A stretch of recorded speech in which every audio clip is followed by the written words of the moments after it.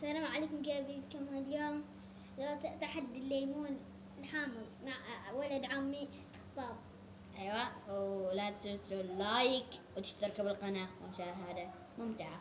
يلا لو بنبدأ، اللي خلصها اول هو الفائز، واللي ما يخلصها له عقاب شديد. واحد خلصها كلها بس يبقى القشار. شوفوا الليمون قصيناهم مع نبى واحدة. واحد اثنين ثلاثة. حامض. وصلتها؟ لا والله ما راح امضح. يا حامض. اي حامض امضح. متحمل. ابدع.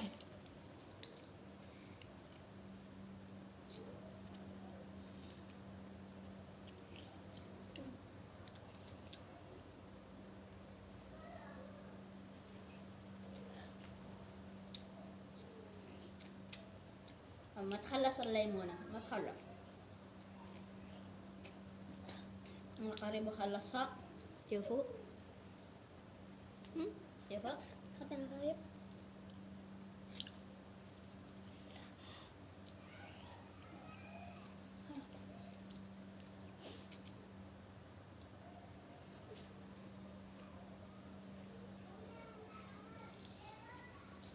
خلصتها.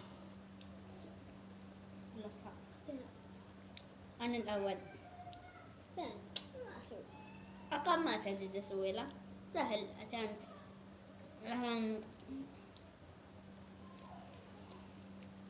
هو خلاص. العقاب ما شديد شوية. عشان ما يزعل. أرجع عمي. أنا أزعل. لا أزعل. يلا ندعي من الليمونة.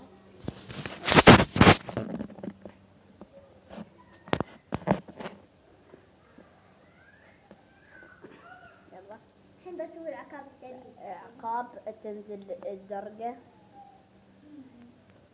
لا تمس الكرسي وترجع مرة واحدة. روح تمس الكرسي. مسه وخلاص. نهاية الفيديو. لا تنسى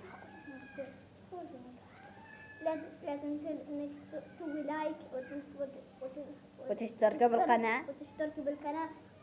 مشاهدة ممتعة. باي. مع السلامة.